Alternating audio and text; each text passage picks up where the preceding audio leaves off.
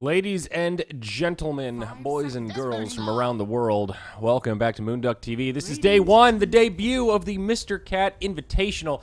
CCAP is all done. We're moving right on to another bout of Southeast Asian content. Oh boy, I'm Zyori, joined by Annie. Annie, what's going on? How you feeling on this fine, fresh Monday morning, 7 o'clock a.m. on the East Coast, bright and early? I'm feeling good. I was up at like 5:50, went for a run, caught some Pokemon, so I'm all set for this. Definitely all warmed Wow. up. We've got a Void first pick, and I'm assuming that's going to be our off-lane Void, but we've seen safe lane Void more and more in the SEA scene. Yep, it's absolutely true. And of course, we don't have proper names. Our ticket wasn't accepted into the store yet.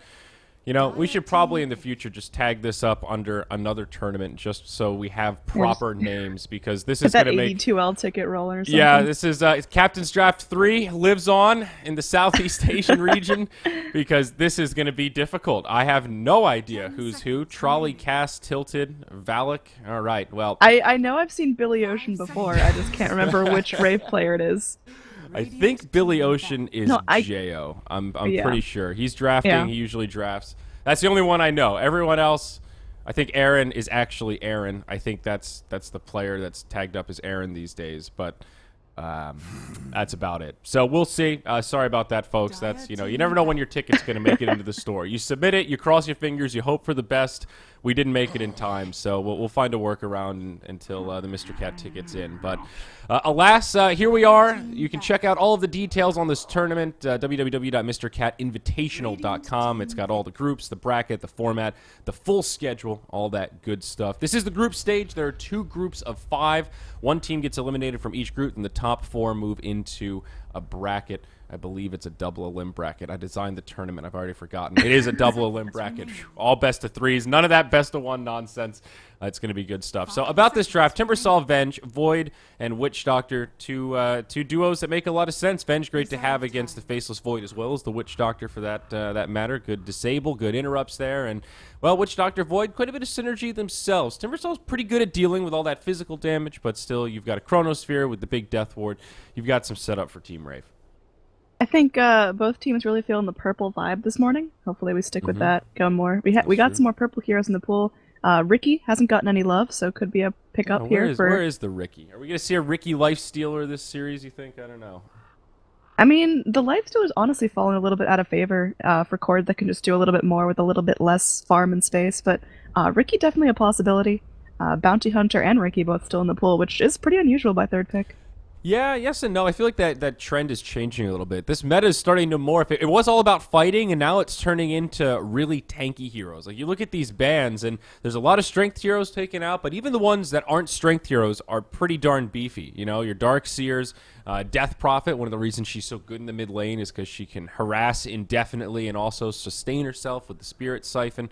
I think things are starting to change a little bit. And you look at the Bounty Hunter in particular, and he is manageable. A lot of heroes now can kind of go blow for blow with him. You look at the Elder Titan, for example, a hero that's not really afraid to counter jungle and harass the Ricky's harassment, if that almost makes sense.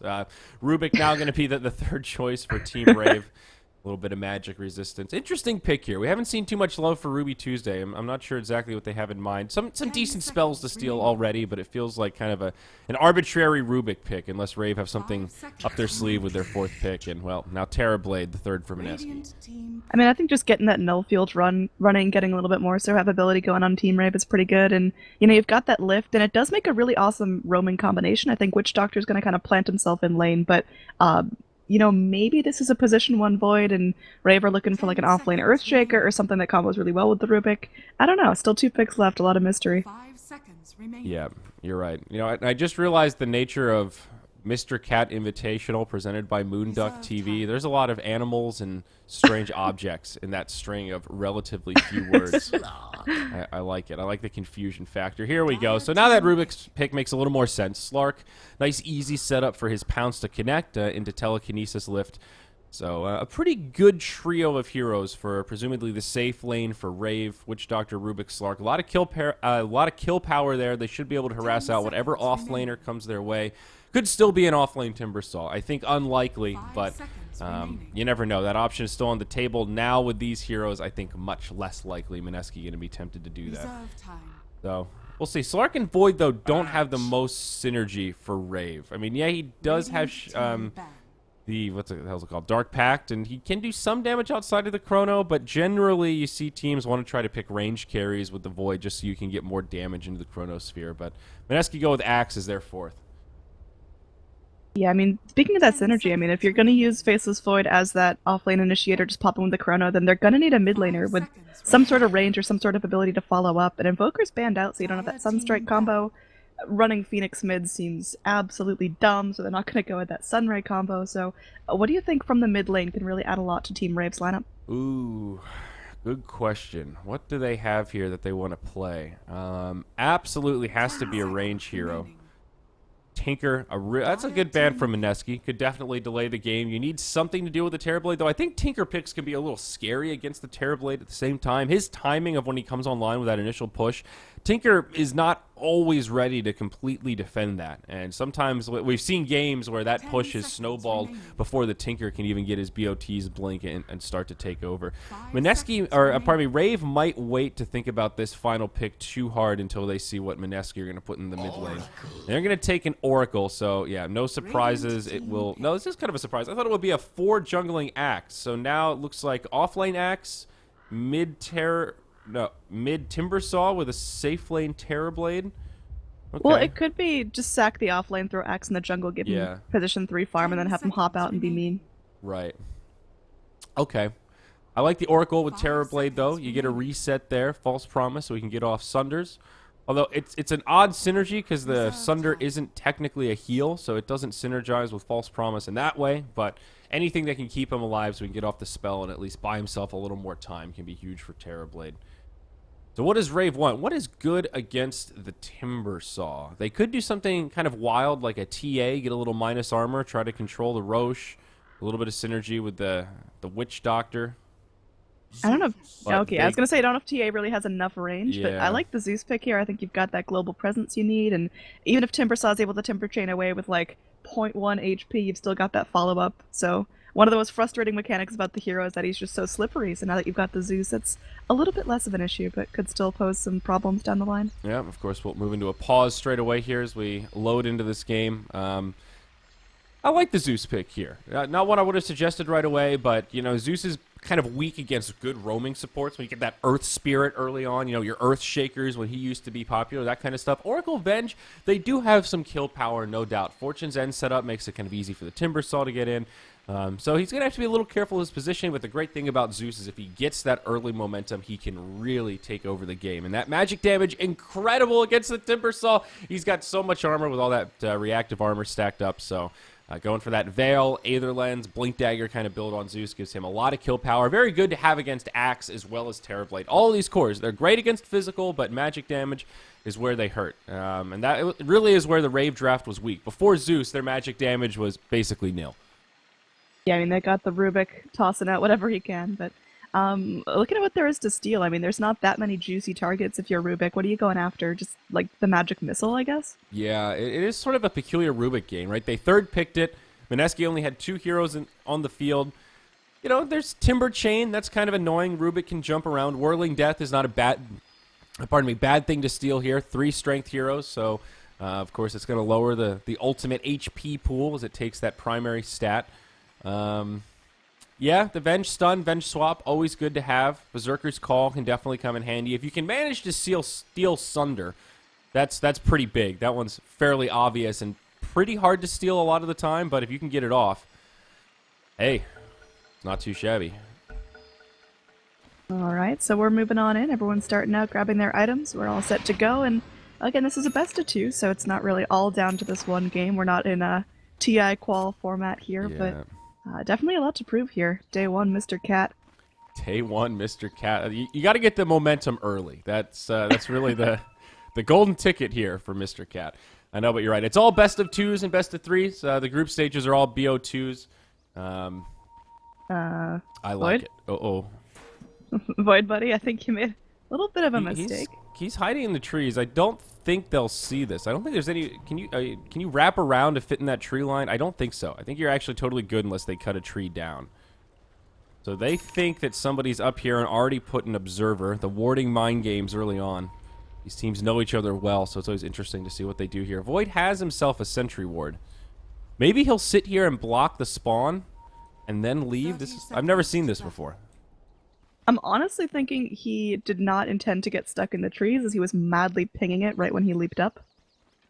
But okay, he's so you chilling there think now. it was just a straight up accident? Like he just, I don't know. I'm not going to Whoops. question these pro players' decisions, but I think maybe he just short leaped it just a little bit and didn't make it all the way. I wanted to give him the benefit of the doubt that it was some sort of next level strat where he's going to hide in the trees, wait it out, catch him off guard. He has the leap back off cooldown and hasn't left yet, and he didn't use a tango, so maybe it's intentional. Well, I think he's also scared. You take a look at his vision right now. He is completely dark. You know bounty runes just spawned. You don't know if supports are coming this way, if they're coming this way. And it's a 24-second cooldown. So if you miss this time walk, you could be dead. It could spell doom. So I think he's going to wait it out. They're still pinging him. He'll just chill till the spawn, I guess. And oh, there he goes. He's getting some vision. All right.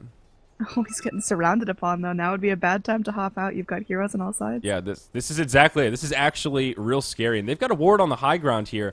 We'll give some vision into the river and whatnot. So if he rotates, it could spell doom. Oracle, I think, might have saw him. Oh, my God. That is super risky. You can just walk in that spot. It's not even blocked off. Oh, my God. I can't believe they didn't punish this. Now the Fortune End comes out. There's a lot of rotations coming. This Void is going to be in a world of hurt. He does have one time walk here. He uses it. There's the stun from the Venge. I don't think they get the kill, but it's a pretty good start for Mineski. Maybe they can bring him down.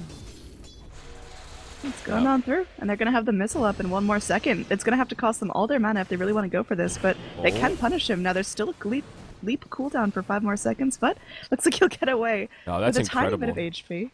He's not going to be able to time walk to mitigate any of the damage either. He has to walk back and TP into lane. This is a dream start for Mineski. We were talking about zoning out off-laners. I don't think it gets much better than that. He's 0 XP at a minute and a half. Hasn't even gotten near the creep wave yet. Oh my God. Yeah, so maybe a quirky starting strat does not quite pay off this time. No, definitely not. So mid lane, how we looking here? Looks like Trolley on the Timber Saw is having a good old time. 11 last hits compared to the 4-0 Zeus. This is one of the concerns of the Zeus. Hard for him to do much early on. He's got the Arc Lightning spam going on. 1 point in static field. But he is not winning this lane by any stretch of the imagination. That is great news for Mineski, and they will have a slightly more efficient laning phase, aside from just the Void getting zoned out, but also Axe being a dedicated jungler. Iron Talon first. He will farm quite quickly. Alright, now Void looks like he's trying to make his way to the rune, but gonna get punished once again. The Fortune End spraying out left and right. This Void hasn't found anything. Literally no experience now at the 215 mark. And he went boots first, so it's not like he can just easily pick up an Iron Talon and head into the jungle. He already had to buy 1 TP. He is so broke right now. A hero that traditionally doesn't really play that well from behind. I mean, to be fair, he doesn't need a Blink Dagger to get off those big chronos, but it's really difficult. It forces him to really only shine in very defensive positions when the other team is pushing towers.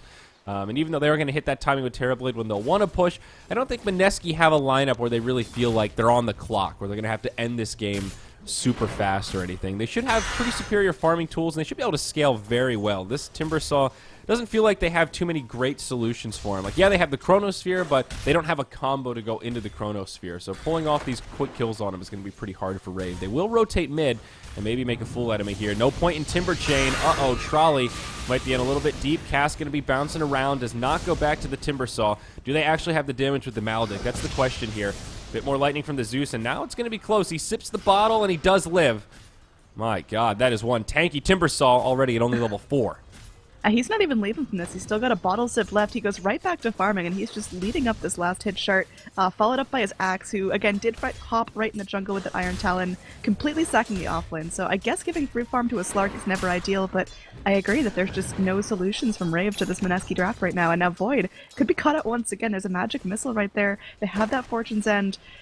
Void is known for being an offlane that's just so pesky, and he can get up in your face and barely take any damage, and well, that is not what's happening here. Yeah, now Trolley even going to rotate up, put a little bit of damage into him. Some time left on that Arcane Rune for some value harassment. Just a spam Whirling Deaths out. He'll mitigate some of it, but this Void is very limited on regen. Only 3 tangos left, so he's being pretty conservative with his positioning. He did manage to leech to level 2, so that's something. He's coming out of the gate swinging here. He's trying. But I think it is the right call to just put the Axe in the jungle. Like you said, you don't want to give the Slark free farm, but at the same time, you don't really have a choice either. Axe is not going to be able to do much in lane against these two ranged supports, especially with the sustainability of the Witch Doctor if he goes for that build. You just want to secure his fast level 6, get him a Blink Dagger. You know, you look at this Rave lineup, and they don't have the best squad for rotating into the jungle. Lane harassing, sure, but Rubik Witch Doctor could definitely be punished by Oracle Venge if they venture too deep into enemy territory without wards or anything like that. So I really like this choice. I mean, look at how well he's farming. He's already halfway through level 5. This is great stuff from Mineski. I imagine they're going to have a nice lead. Yeah, about 1,500 net worth. Not too bad for, 5 minutes in. Compare that to the Faceless Void's levels. He's just hit his level 2, so little claps for him, but he's got a long way to go to catch up, and certainly a long path ahead of him if he wants that early chrono. Yeah, but I don't think they can be able to rely on this chrono too much. Now Trolley going in big mid. It's going to be a very deep dive there. This time, do they have the follow-up? There's a Timber Chain, but interrupted by the telekinesis. He's going to be going back. He will pop out the Chakram. Aaron getting very, very low, but I don't think there's any follow-up damage. He goes in. Another Timber Chain. Can he bottle zip through this one? Nuh-uh. He doesn't have the bottle on him. And they're looking for more lockdown, though. Looks like he might be able to get away safely. One hit, God. 2 hits. He's alive once again. They need just a little bit more lockdown to hold him in place and force him to take a couple more right clicks. That reactive armor is dumb strong. You know what else is dumb strong? A casual cloak at 5 minutes. Oh, leap under tower here. Looks like the Oracle could be punished. 1 or 2 more hits should be enough. Billy Ocean will secure first blood underneath the tier 1 down bottom. All right, my man. Billy Ocean making it happen. That's the kind of kill that Rave needs. Take a quick pick, get level 6 on the Slark.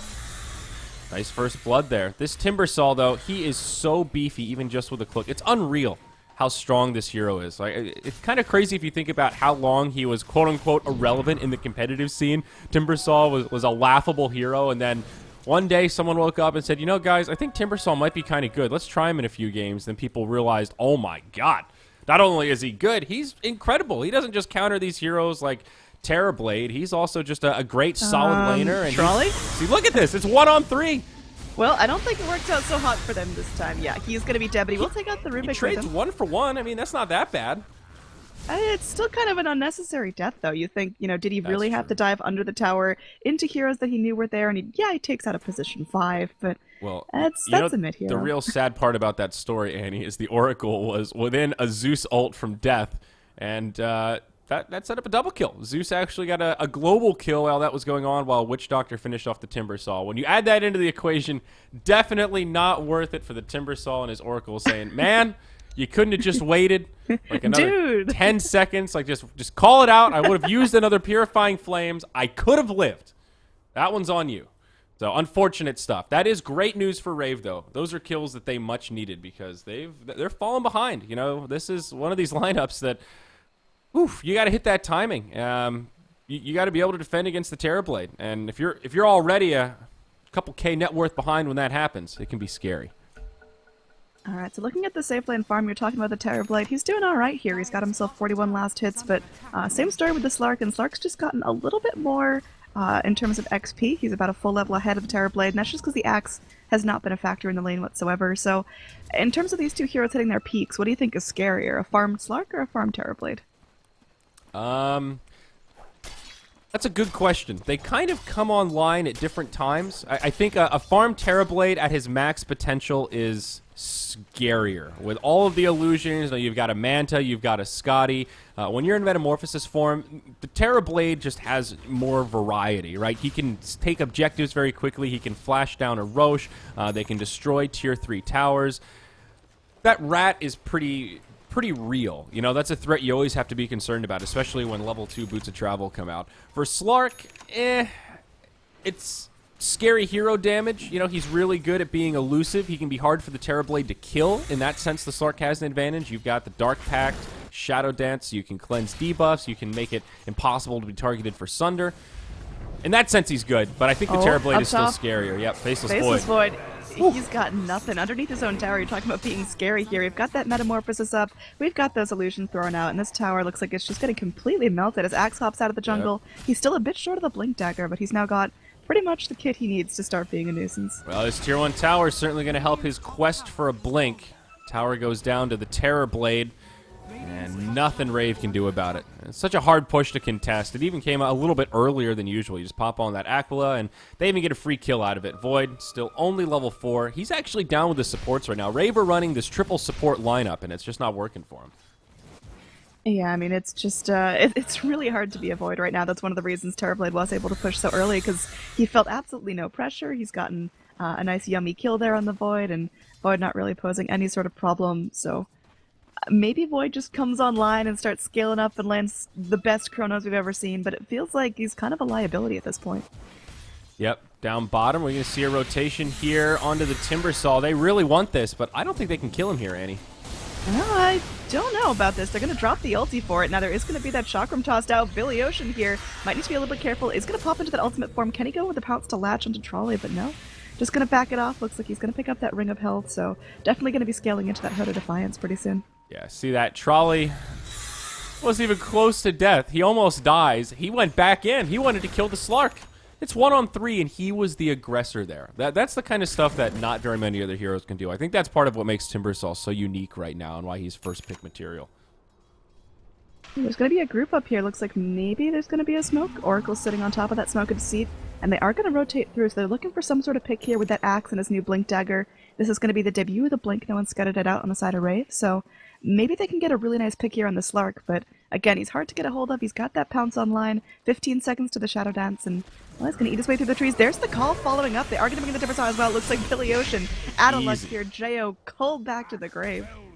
Very nice. An easy setup. Like you said, Blink Dagger reveal. Not too much the Slark can do. You're sort of aware that this is the general timing. Axe will have his Blink, but you don't really know when he's off the map if he's going for a Vanguard. Did he buy a Ring of Health? There are a lot of things he can stop off for that'll slow down that exact Blink timing. So maybe Slark could have been a little bit more aware. Very hard to gauge. You look at Radiant Wards, and they've got a couple down, but not in areas that they would have smoked up. Certainly not in areas where Axe would be. So now bottom lane, Mineski. They put another push into this tier 1 tower. They force out a Glyph. Looks like no defense from Rave, at least not quite yet. Slark will TP in, but he's completely solo. His supports are up top looking to gank. Yeah, big news here. Void finally hits a 6, and they are going to start jumping here onto that Terrorblade, who has not leveled up his Sunder. There he goes, picks it up at level 8. They're going to bring in the Void, chasing him down. Looks like they want to go in with that follow-up Chrono if they need to. Do they have enough damage? Oh, the Sunder comes out. God. Looks like they will go for the Chrono. It does clip onto the Terrorblade. Do they have the damage, though? It looks like finally, Rupert getting so low. All it takes is one more hit to get him down. They bring out another cast. It's bouncing around. It hits onto cast. And now, oh, Void is going to be taking a magic missile to the face. Supports will get down the Terrorblade, but at what cost there? The Void, once again, falling back down. Still worth it as they will get cast as well. Popping out that cute little Death Ward. Nice play by the Witch Doctor. Speaking of which, down bottom, we are going to have Billy Ocean perhaps being victimized by Trolley on the Timbersaw. They're thinking about there it. they go. Very nice. Axe will get another easy Blink Berserker's Call, and it's another death on the Slark. So 2 steps forward for Rave, 1 step back. Still, they bring down the Venge. They bring down the Terrorblade. Pretty nice sequence of events, honestly. It was a really close call. We saw the power of the Terrorblade there, and you were asking what's scarier, a Terrorblade or Slark? Well, pretty obvious when you look at those scenarios. Slark gets initiated on, completely brought down, glass cannon style. Terrorblade, 3-on-1. He pops a Metamorphosis and says, let's do this, guys. Almost kills the Rubik, almost kills the Void. In the end, they fall a little bit short, but he puts up a good fight at least. Rubik, now he's going to get caught down bottom. The Courier also gets dunked on the way, tilted. He's got to be feeling good after that. Billy Ocean, he'll TP in. He's got himself the Shadow Amulet. He is still finding fairly decent farm. Number 1 on his team. Not up to snuff with the rest of Mineski, but he is getting something. This is starting to get out of control, though, Annie. We're, what is this, 6K, 7K net worth? That's the lead here at 12 minutes for one Mineski. Yeah, and you look at the distribution of net worth, and it's not like one hero is sitting on this huge bounty, and if he gets brought down a couple times, it's over. You've got the Timbersaw, the Terrorblade, and the Axe, all at comparable net worth. So those 3 big cores are going to start to be a real big problem. And again, I just don't know if Rave have the lockdown tools for 1, if not 3 of them. Yep. I agree. Rave have serious problems. The one thing they've got going for him, though, is Faceless Void. And I hesitate to say that because he's so underfarmed, but like he might just be... Is he getting... right into Vlad's, I guess. For a moment there, I thought, is he going to get a Force Staff? Is he so far behind that he's going to give up his dreams of a Blink Dagger and just go Force? But no, I think it's a Headdress. He's going to go Vlad's and just try to pull up for a Blink. At least they have a big Chrono and damage to put into it. You've got Death Ward, you've got Zeus, you've got Fade Bolt. They've got some options, and there is almost a Veil of Discord out on the Zeus, so when Mineski try their next push... Oh, down bottom. Maybe Rave can do it. Yep, trolley. No. And not even close there. They just can't get the lockdown going. Meanwhile, up top, we've got another Metamorphosis coming out on the tier 2. Looks like Hana's sitting there. He's ready with that Chronosphere. He could give him that Time Walk, catch out both Tilted and the Terror Blade. He But I only don't sees think... one, though. No, he knows the axe is there right about now. He's going to go with the call. They are going to bring in the damage from Terror Blade. The illusion smacking away at him. There is going to be the Time Walk out, but they have to sack this tower. So a couple more shots with the Metamorphosis Terror Blade, and this thing's going to be gonzo. That was a really good play from the Axe, though. He knew the Void was nearby, or at least had a suspicion. Like you said, they saw a glance of the Axe, but he wandered into the tree line and just predicted where the Void would be, and that completely interrupted the initiation from Rave. And now this tower, I think, destined to fall. I would be pretty surprised if they glyph it. Yeah, I mean, it's a big glyph at this point. Oh, they will go with the glyph. It. They anticipate no more tier 3 push coming out, and that will last out the Metamorphosis, but I think just a couple more hits will spell the doom with this. It is in deny range if they want to go for that, but well, they're just leaving it stand for now. I mean, it lasts out that Metamorphosis push, but honestly, I think they'll probably push in the next minute with the next Metamorphosis. I mean, why not? Terrorblade pretty close to his Yasha now. He's got Dragonlance. They're in control of this game, and I think Mineski could kind of rest on their laurels, just sit back and farm with this lead they've got, or they could just continue to put pressure on and maintain this lead by keeping the enemy cores down. And the way this Axe has been playing, I think they're going to stay aggressive. I mean, look at him. Tilted is just hiding in the tree line. He's got his calculator out looking at this Void, wondering if he can find this solo kill. He's going to have a friend rotate in. It's the Vengeful Spirit, and with her maxed out Wave of Terror, they should have enough Minus Armor to make this happen. Billy Ocean, that wasn't the ideal time to use Dark Pact. That's just unfortunate. That's a Slark thinking he's farming nice and safe there. Oh, Rubik, yeah, that's not a route you want to take, although they will get the Chrono. They trapped in Saber Altar, but Rubik's alright with that nice Death Ward bouncing every which way. There's the old-fashioned Void Witch Doctor combo working its magic. I still don't know if that's worth dropping your Slark like it's hot, though. Well, it at least helps quell the difference. It's a 1 for 2. The tower is still standing, actually. No, did it get denied? It actually fell off my Void screen. denied it. They denied it. All right. So they denied the tower. They go 1 for 2. You're right. Their big problem, though, is this Slark. He's the one that kind of needs the snowball. He needs that Shadow Blade to maintain these fights. Smoke Gang coming out. Saber Altar looks like he could lead with that telekinesis. Can he get the lead going up? There's the lift onto Trolley. He's got that Timber Chain away, but he will get stunned up in place. They bring in the lead. There's Slark going. Pounce finally connects. He will secure a kill. Rubik actually taking the credit for that one, but at least Slark getting involved in something here, making up for those 3 deaths. Yeah, that's huge. This Witch Doctor, man, he's been getting some serious cast bouncing. Set up both those kills just because the Timbersaw was completely stun locked. He had a Hooded Defiance. He wasn't even able to use the active there because he was just dropped full to 0 without being able to really react. Veil of Discord out on the Zeus, and that Aether Lens is coming. So Aaron's damage output is definitely scary. That's one good thing about this lineup. You don't need items to do damage with Zeus into a Void Chronosphere. Now Billy Ocean, he's got the high prize Shadow Blade. That's a Radiant Sentry Ward that's down. They're going to get even more vision to make sure that he can walk around uncontested, and this is where the hunting begins. Meanwhile, on the Dire side, though, Mineski, they're just in the Ancients. It's just a double stack, nothing too big. Sharing is caring. They'll work on it together, clear it out nice and quick, and maybe they'll rotate mid and try and mount a defense here. Metamorphosis is available. They've got that blink call on the Axe, and that's going to be huge. They are going to go deep for this one. They catch up Billy Ocean. No chance for him to react. He will get called down. Vengeful Spirit getting the kill on that. Now Terrorblade, he's still Metamorphosis stuff. They really want this. Oh, golly. Witch Doctor just getting pummeled. Now there's going to be that reflection coming through. Saber Altar. Goodbye, Rubik. This is currently an 0 for 3. And I think they're just content with that. I think Rave, they lost everything of value there. Slark immediately getting dropped, so great focus coming out from Mineski. Did you see how much damage that Terrorblade was doing? That's disgusting. Yeah, he hits hard. Well, it's also going up against a Witch Doctor with, like, actually no health or armor, so... I mean, that just speaks to how farmed he is. Again, what's scarier, a Slark or a Terrorblade? I've never seen a Slark do 250 damage in auto attack at 17 minutes with 24 armor, mind you. Look at how fast this tower dies. It feels like we're half an hour into this game. It's been 17 minutes. Void, he gets off a chrono, but it's just illusions. Oh, no. Not the hold they wanted to make. They might get tilted. That would be a step in the right direction. They will bring down the Axe. Void's ult does delay things a little bit, but now the stun from Cast, maybe he'll get left behind as well.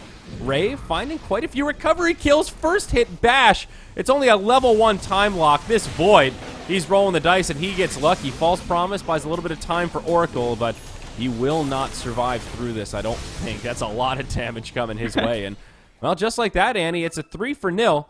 Rave, you gotta have the ultimate style points at the end. Hey, we just traded 3 for 0, and we also had packet loss that whole time. So you Maybe guys that might as well just explains- quit. What's up?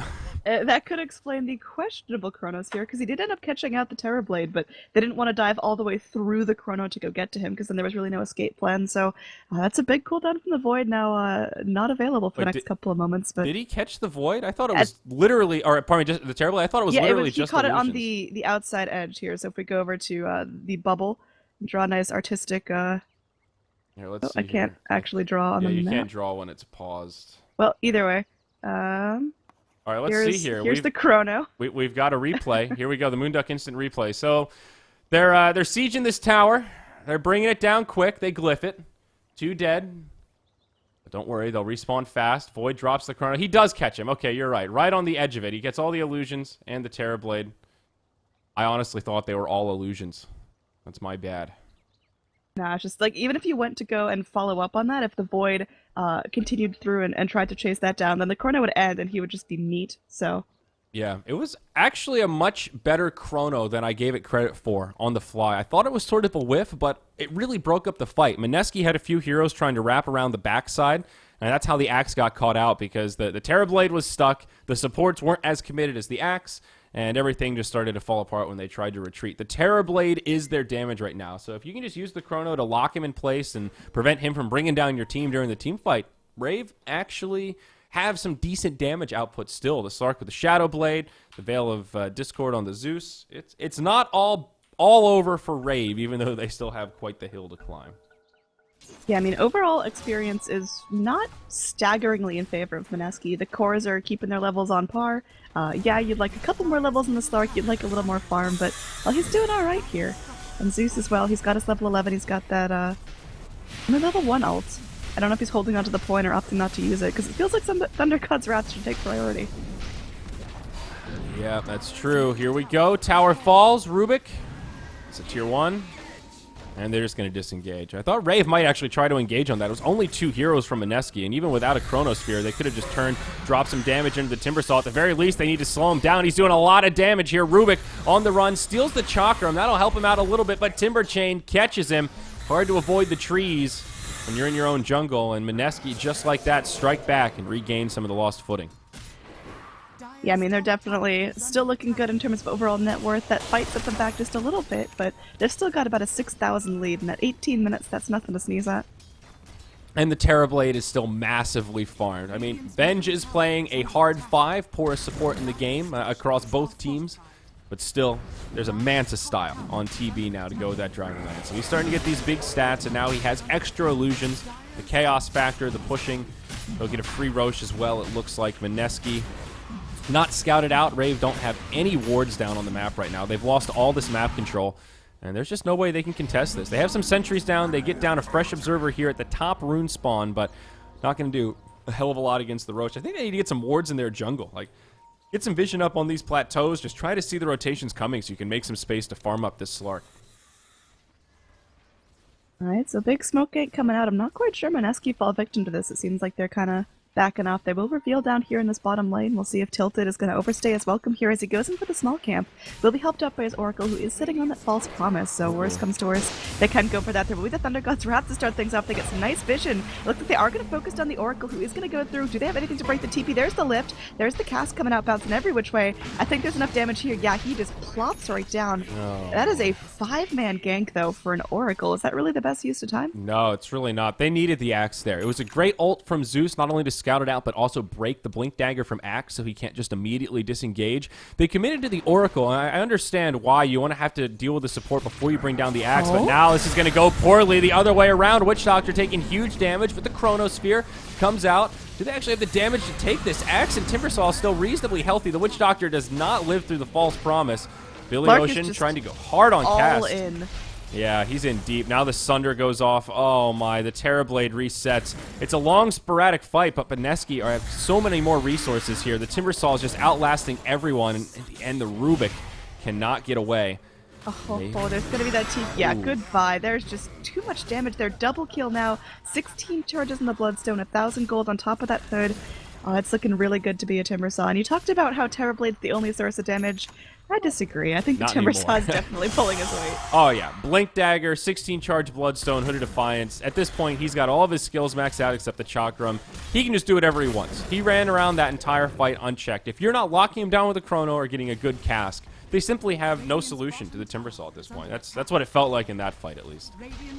Now they've got the Terrorblade with that Metamorphosis just coming off cooldown. Okay, and mid lane, Faceless Void just gets dropped. He got there's no other way slaughtered. to- That was He Void just got like, handled. oh, it's okay. I can farm here, right? And Timbersaw just came over, flexed a little bit on top of his corpse as he just jumped across. And still an Aegis on the Terrorblade, mind you. Yeah, we're now back in that Metamorphosis form. I mean, he's sitting comfortable here. Maybe he gets punished. He talked about him being maybe a little bit easier to kill than other heroes in the map. There's going to be a lift onto the high ground. They will be able to force the Timbersaw back for now. Saberalter is now in a Metamorphosis form of his own, so the Rubik is a tiny Terrorblade. Whoa. It's pretty cute. That, oh, look It's at him. really cute, but Look I at don't him. think it's enough to He's- really take this game. He's so little. Oh, He's no. so Axe, just let him small. live. Just let him live. Come on. Let him have this. He's like a doll. QT, Cutie. there it is. He's a cutie. Well, he's Bye. gonna get battle hungered up. Even the Rubik's having a laugh. He's like a Yeah, little I baby. think Rave know that the end is near here for game number 1. There's really not much they can do. Even that last little hold or attempted hold, the Slark charges in by himself. The rest of the team is getting zoned out. You have to have more coordination than that. You have to coordinate this kind of a high ground defense around the Chronosphere. The Slark is not manly enough to be able to just walk out and take a fight, especially when there's an axe nearby. You get caught by one Berserker's Call, you're dead. Especially if he has the Blade Mail on, you're returning all that damage. It's brutal stuff. Rave are going to hang on a little bit longer. Still 2 lanes of barracks standing, but I mean, they need like the dream sequence of ultimates into the best Chronosphere they've ever had to turn this game around. The deficit is now up to about 1k gold per minute. Yeah, that's Favor the for point of no Mineski. return right there. It's getting there at least. That's where it starts becoming like 0.5%, 1% chance of a turnaround, and you know, it's if any team can do it, Rave probably have the option to. And now there is going to be that nice Dark Pact here. Oh, they will burn the Aegis, but it looks like Slark is going to be scooting right on out of there. Does not want to stay entangled with the respawn Terrorblade. That right there is exactly why Slark is considered good against Terrorblade. And most other heroes, they man up there and it's an easy sunder unless you're a Sven or somebody with a pretty long duration stun. Slark can initiate, go right into Shadow Dance, and there's nothing Terrorblade can do. Maybe he can pop a Manta, maybe BKB TP, but if you're that low on health, you can't get off a Sunder and you're just destined to die. But they want some vengeance. Terrorblade, why did I say Terrorblade? Timbersaw rotating up, ready to put pressure on the Slark. I think for Rave here, next game, they just need to ban the Terrorblade. It was a fairly obvious hero left in the pool. The Elder Titan was first banned by Mineski, and then they ended up third picking the TB. So there was an opportunity for Rave to take it out. It was a Venge Timbersaw opener. So it wasn't even like Mineski first picked the Terrorblade. They didn't even seem to prioritize it that much, but they seem quite comfortable with it. They are executing very well. I have Scotty up at 24 minutes. Yeah, I mean, that's not even like it was a rush Scotty. That's just like natural build progression. This is crazy farm, and he's feeling so good. He's not even top of the net worth chart. Timbersaw still holding his own here. He's going to pick up that Perseverance. So it looks like he can go ahead and grab the Lotus Orb if he'd like to. He can go ahead and grab the Lincolns. What do you think is the best play here? I'm not sure. I don't really see much that you can dispel with the Lotus Orb. There are some decent spells to reflect, but you can also make the same case. A Lincoln's is good because there's a lot of spells to absorb. I think more likely to be a Lincoln's, to be honest. Just absorbs a blast from the Zeus. You know, if you take one lightning bolt, I mean, again, that's so much of the relative damage from Rave. You know, a telekinesis, they're pretty low on disable, so Lincoln seems like the obvious choice for me, but I'm wrong. It's a Lotus Orb, so he's just looking for the big reflects. See if he can get it off. I mean, you can just mess up the Zeus, just pop back his own damage for that. Now, Trolley looks like he's going to try to go aggressive with this. He wants to show off that nice new Lotus Orb. Again, he's still got 18 Bloodstone charges. Not the most I've ever seen, but certainly something to help him out here as he goes forward and tries to break high ground once again. Yeah, he's also got the Boots of Travel up, so now he's very mobile. Metamorphosis coming out, just splashing the damage all around. They want to go for a couple kills before they really lay into the towers, but looks like Rave, they're backing off. They're looking for something here. They've got the Chrono. They're going to have to land the best Chrono of their life with the most follow-up possible to really get anything out of this. Now, oh god, Trolley just handling 3 heroes at once. He'll get punished, lifted back up. There is going to be that reflection coming out from the Terrorblade. He's going to sit there and take a full duration Maledict coming out. He's barely ticking low. Cull down, takes out the Slark. And now there's going to be a TP back to base from the Witch Doctor under the shadow of his tier 3, and that's not going to be enough. The GG will be called. So Well, Mineski.